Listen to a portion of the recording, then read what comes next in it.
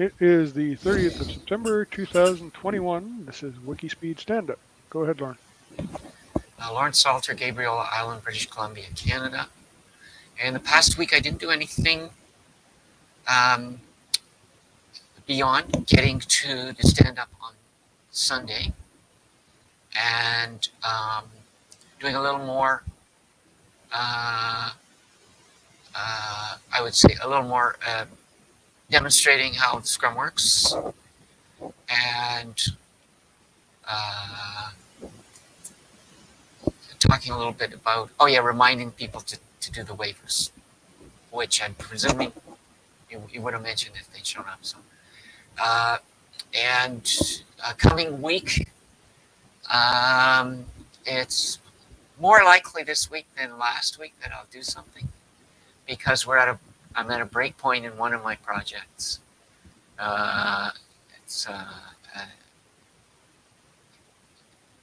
They're going to have their kind of sprint planning meeting soon, and so, but I don't know exactly what they're going to do.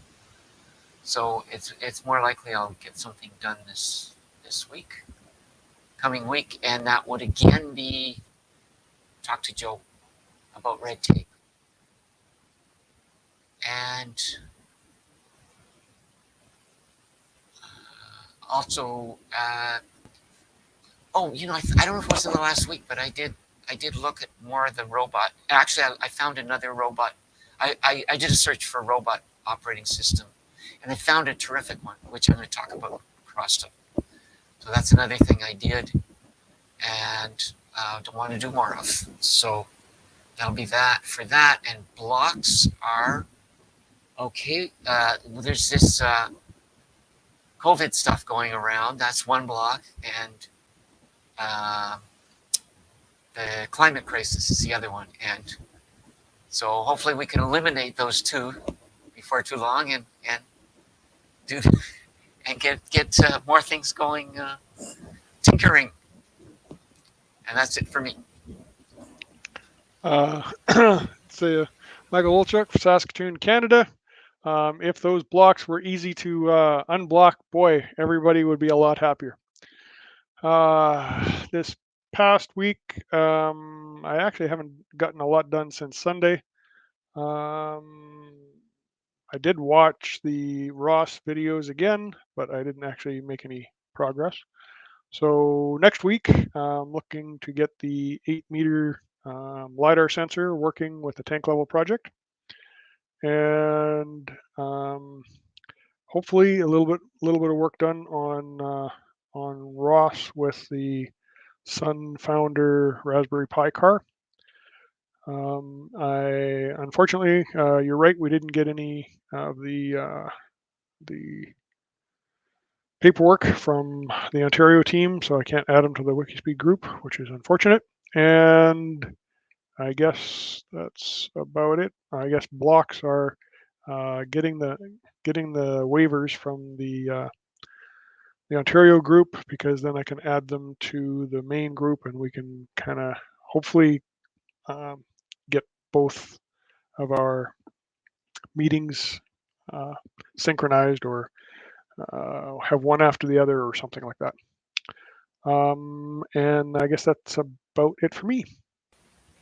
Okay, so for me, I'm going to do a 5. For the team, I'll do a 8. And process improvement again is to iron out the kinks in this collaboration with Ontario. And in that connection, I'm going to jump the gun a bit because there's an issue. No, I should go to crosstalk. So William is fine signing the waiver, but the others are not working on the WIKISPEED project. But if they're on the meeting, they have to sign the waiver. So, and I didn't get that across. He was very anxious. He'd already been on for an hour, and he had probably had supper coming or something at maybe or whatever at 9 o'clock, or getting to work the next day. So that's something. And I actually think an email about both of those things is a good idea, and I will take it on. Okay, sounds good. I'm going to give myself a 5. Sounds okay. 8 for the team. I'll agree. And getting the team all together. And whether they're working on the car or whether they're working on any other part of the WikiSpeed project, I think the waiver is just a good idea. It gets everybody on the same footing. I guess that takes us into crosstalk. Right. I had one thing that I was trying to remember. Dang it. I lost it. I might remember. Who knows? Anyway, go ahead. Okay. Yeah. So I'll do that email, and the book is related. It's not, but I think it's the posting on YouTube that you want the waiver for. So Okay.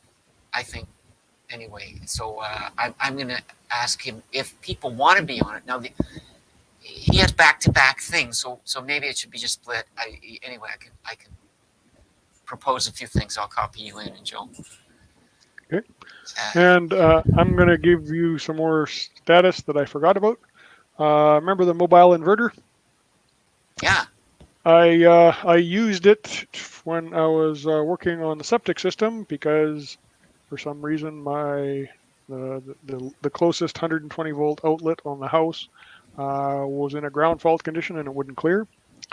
And the other thing I used it is for a range extender on my carry-all golf cart thing.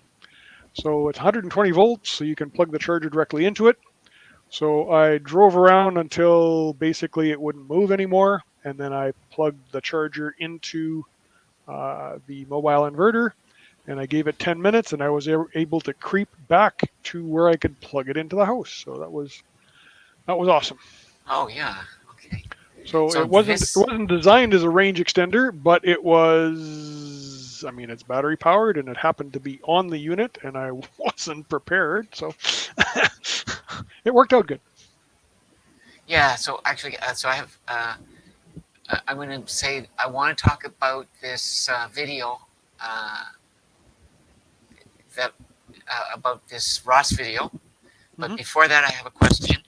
Sure. Explain to me, what is the inverter, and how are you able to use it as a range extender? Okay. If you take a look at the video that I posted for it, it's basically a wooden box with a lithium iron phosphate with four cells to get me a 12 volt battery. And then the 12 volts goes through a switch, like one of those 12 volt disconnect switches, into just a 120 volt inverter that you get from Canadian Tire. Okay.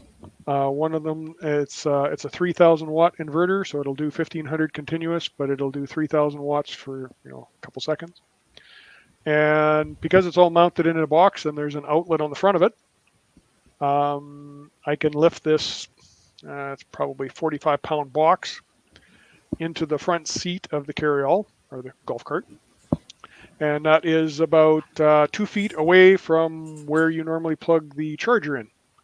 So I can plug the charger into the box that's already being carried around on the carry-all, and it charges the battery while As if it's plugged into the house.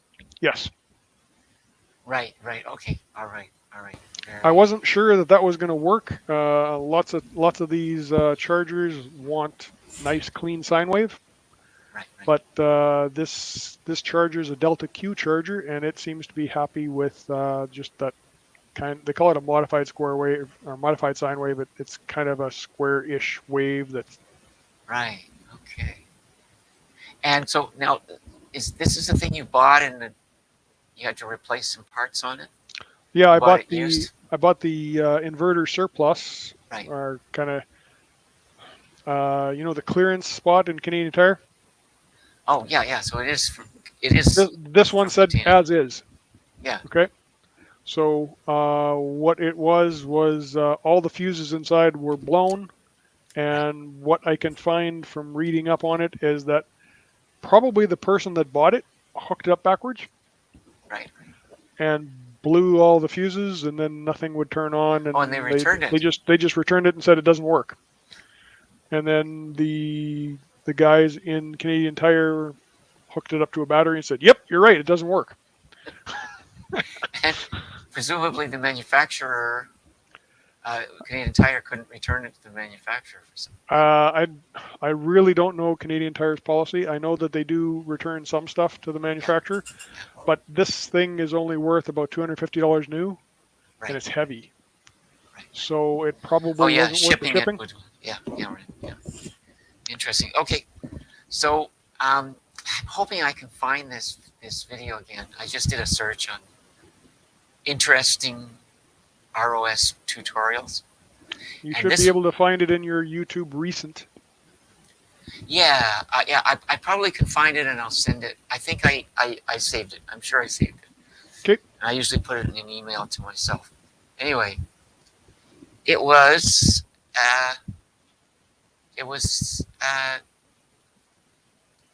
like entirely extremely high level about why is there a robot operating system. Oh, I may have found that. Was it a lady that was doing the? No, it was. Oh, okay. It was a guy with an accent I couldn't identify, and he did a long analogy with telephones. When cell phones first came out, they all had their own operating system. Okay. And then we got a standard. We got standardized operating system for smartphones. And I think he had another example, but he spent time and had graphics showing the first cell phone with a guy holding a giant cell phone and getting smaller. But it would seem very far away from jumping in and talking about robot operating system. But it was beautiful because he explained why they had this thing and why it was called operating system. Because it's meant to be an open source standard operating system for robots, like in the same way that Android came along, and then you had a standard operating system for smartphones. Android and iOS came along. And that's really useful to me because the one you gave me, it ripped through very quickly all the important points, and then it's kind of uses topics and messages and some topics can be monitoring, listening for messages and everything else. But it didn't say. I was curious as to why it's not called robot software or something like that. But it's an ambitious project. It's meant to be what Android was for smartphones, and really what Windows and Linux and Apple, Mac, or for computers. An operating system that it can be used on any hardware. Yeah, I have another video of the lady that is, I believe she's heading up the ROS project. Oh. And it's her summary of why we need ROS. I'm sorry, I didn't realize that I hadn't sent it to you. I'll put it in my stand-up post. Yeah, I've got a few things to do.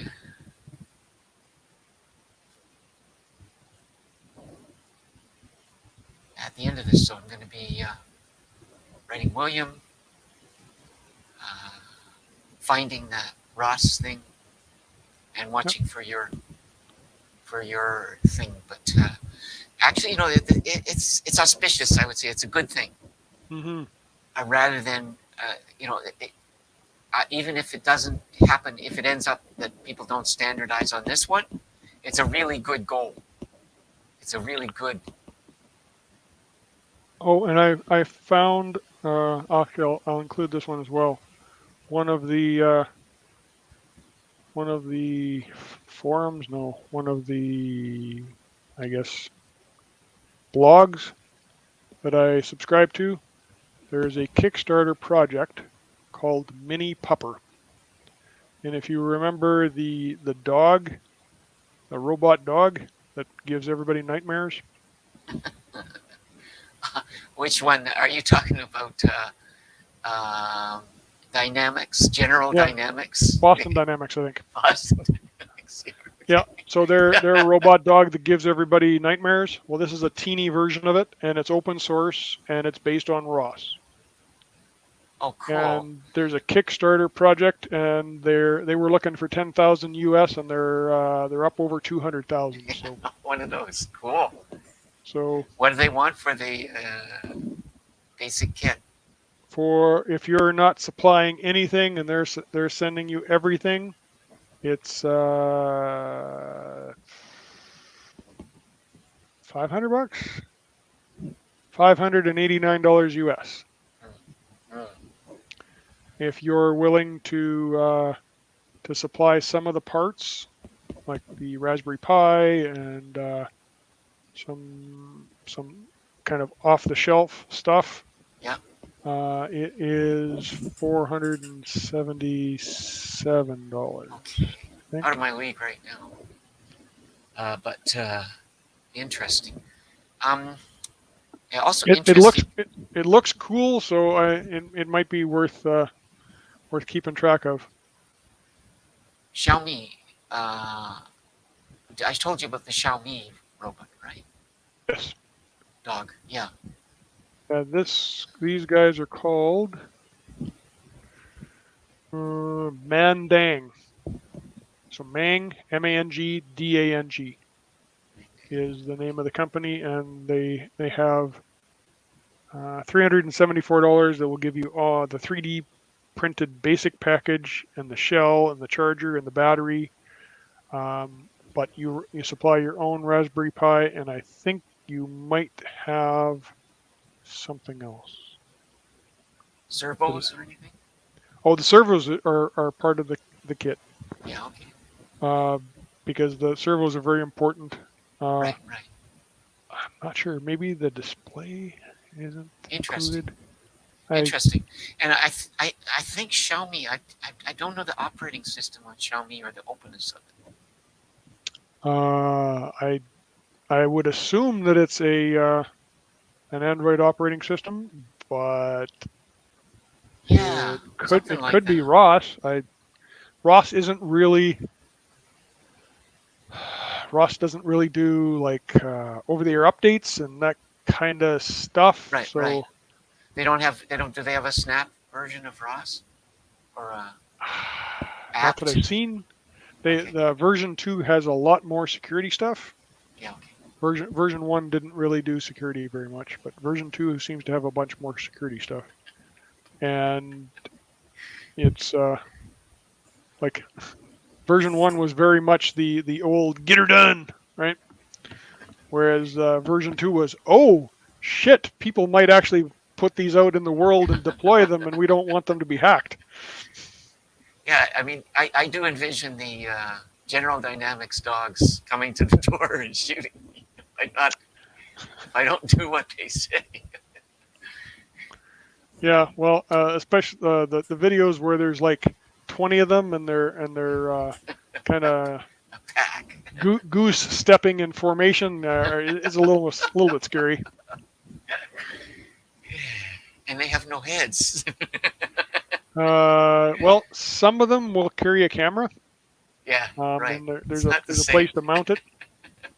It's totally the opposite of the Sony pet dog. It's the total opposite. That would be a really good video of a fight between the little dachshund, the little Sony dachshund versus the General Dynamics. Yeah, I'm pretty sure the General Dynamics wouldn't have too much trouble. I have to search that, and if it doesn't exist, I'm going to put it on Twitter, I think.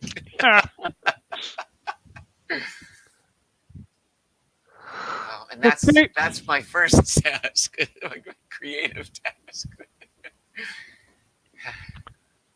So I guess I will update this stand-up info and get it posted. Okay. And we will talk to you, I guess, Sunday. Yeah, so we're gonna do that Sunday, and I'm gonna suggest the time, Yep. and say I could be more accommodating about the time. So So it's not so I'm going to late. try show up early for the Sunday just in case they have another meeting right before, because like I was only 10 minutes late and it was gone, man. Yeah, right. Yeah. Okay. We're on. Oh, I guess I should stop recording. I will stop recording right now.